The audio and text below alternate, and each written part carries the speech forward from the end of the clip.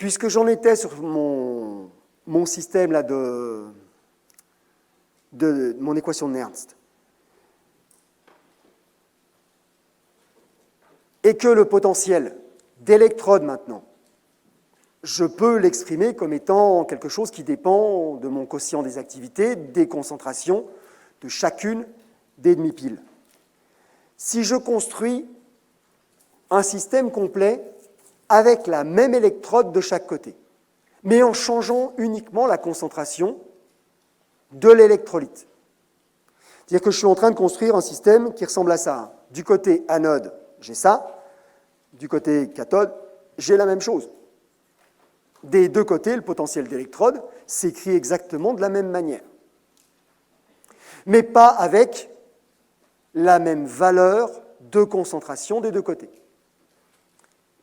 Et normalement, vous avez dû comprendre que si je fais la différence entre les deux côtés, je ne vais pas obtenir 0, parce que les E0 disparaissent, mais je garde quelque chose qui a une valeur différente dans les logs. Log de A moins log de B, c'est log de A fois B. Log de 1 sur A, c'est moins log de A. Moins log de A, ça fait donc log de 1 sur A. Ce qui veut donc dire que j'ai le droit de réécrire ce qui est juste au-dessus sous cette forme-là. Ce qui était en moins peut passer au-dessus, une fois que c'est rentré à l'intérieur du log. Si les deux valeurs de concentration sont égales, il ne se passe rien, c'était le même potentiel de chaque côté. Si les deux concentrations sont différentes, on aura donc une différence de potentiel, et on appellera ça une pile de concentration, puisque c'est simplement parce que les concentrations sont différentes qu'on aura une différence de potentiel. C'est ça qui permet d'expliquer une bonne partie de ce que sont les influx nerveux dans les corps, dans les êtres vivants. On a essentiellement des piles de concentration. Pas la même concentration à l'intérieur et à l'extérieur d'un neurone, par exemple. Donc une différence de potentiel. S'il y a des différences de potentiel, il peut y avoir des courants électriques. Donc ces piles de concentration sont très importantes. Vous devriez en reparler un peu plus loin. Je ne sais pas exactement dans quel cours, probablement en biologie cellulaire. Mais vous devriez les voir apparaître à ce moment-là. D'accord ? Dès l'instant où on a une différence de concentration, on peut avoir également une différence de potentiel. Ça, on s'en fiche. Alors, et ça doit être le dernier point normalement.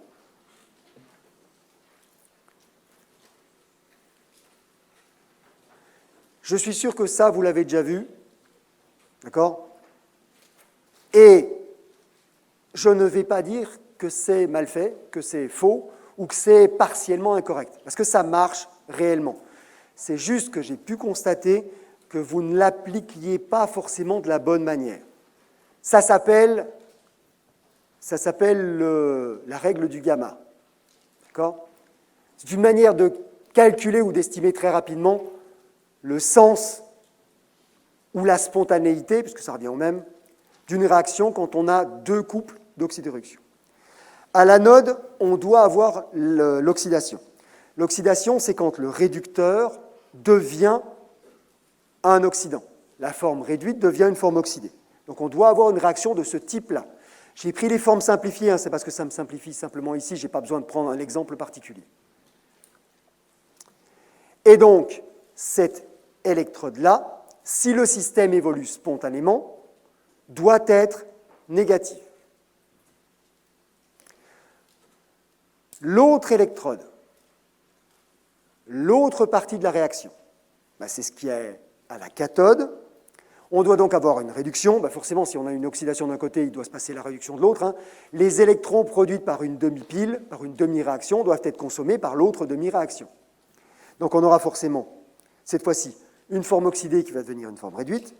Et ça doit être positif si on a effectivement un système qui évolue spontanément. Ce qui veut donc dire que le potentiel de l'une doit être supérieur au potentiel de l'autre. Celle qui a le potentiel le plus élevé, c'est celle où se produira la réduction. Excusez-moi. Celle qui a le potentiel le plus faible, c'est celle où se produira l'oxydation. Et donc, si j'ai une échelle sur laquelle je peux placer mes potentiels, E1 et E2, celle qui est en haut, celle qui a le potentiel le plus élevé, c'est celle où se produit, vous le voyez, la réduction. La forme oxydée du couple qui a le potentiel le plus élevé va devenir la forme réduite. La forme réduite du couple qui a le potentiel le plus bas va devenir une forme oxydée. Et si on place de chaque côté forme oxydée, forme réduite, comme vous le voyez ici, et que l'on part de la forme oxydée du couple au potentiel le plus élevé, que l'on va vers le composé avec lequel cet oxydant doit réagir, c'est-à-dire la forme réduite du couple dont le potentiel est le plus bas, on va former la forme oxydée du couple dont le potentiel est le plus bas et la forme réduite du couple dont le potentiel est le plus haut.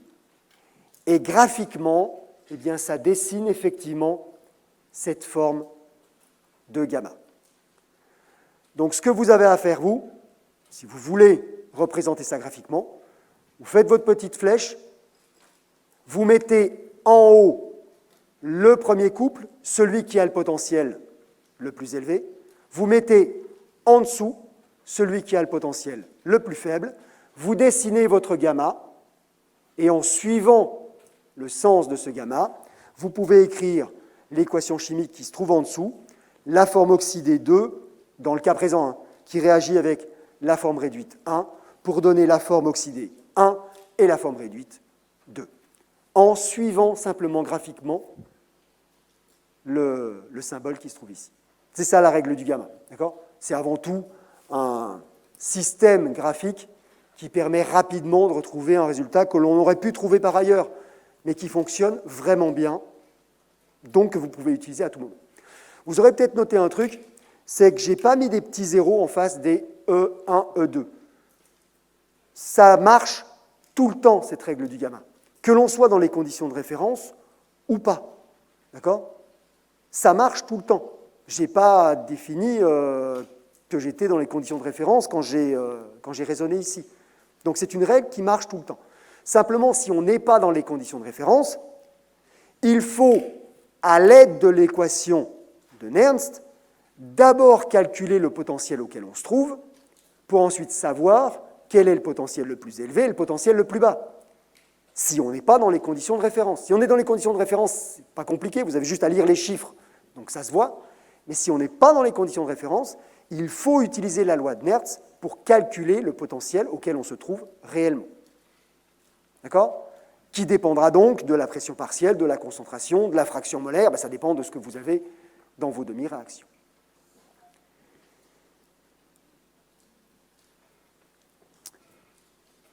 C'est le dernier petit point, il me semble. Ah non, il y en a encore juste un minuscule après. Vous avez peut-être remarqué que la construction de l'ENH avec du gaz qui bulle, une solution à pH 0. Oui, on peut avoir un pH égal à 0. C'est-à-dire une solution très, très acide. Ce n'est pas pratique. Même dans un laboratoire, ce n'est pas pratique. Donc on n'utilise quasiment jamais l'électrode normale à hydrogène, parce qu'elle n'est pas pratique à utiliser. On utilise en général d'autres électrodes, comme par exemple l'électrode à chlorure d'argent, qui correspond à un fil d'argent sur lequel va se former du chlorure d'argent et qui plonge dans un électrolyte constitué de chlorure de sodium ou de potassium, ça n'a pas beaucoup d'importance, à une certaine concentration. D'accord ? Ça correspond à cette électrode-là, hein, à cette réaction chimique-là, c'est le chlorure d'argent qui va se déposer sous forme d'argent métallique.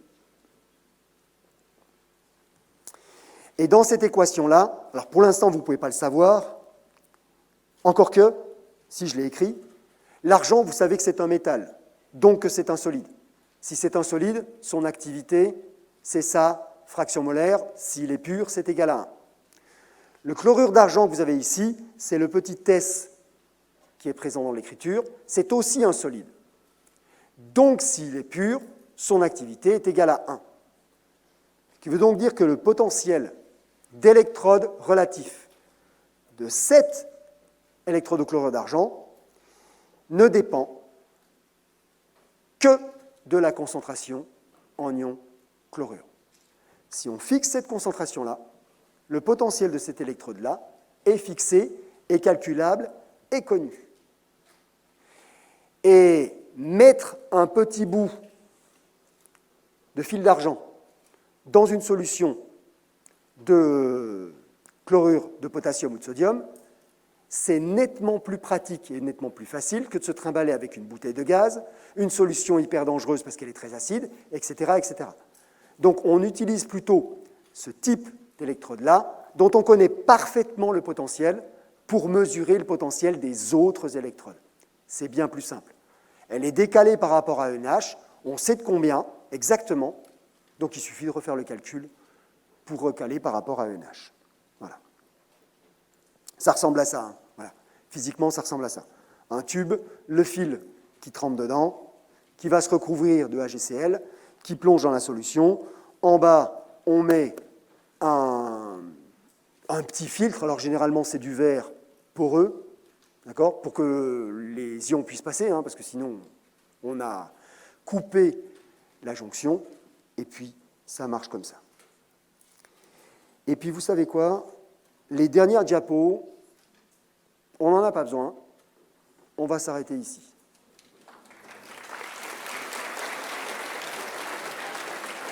Merci beaucoup. Donc, vous avez compris que c'est la fin du cours d'oxydoréduction.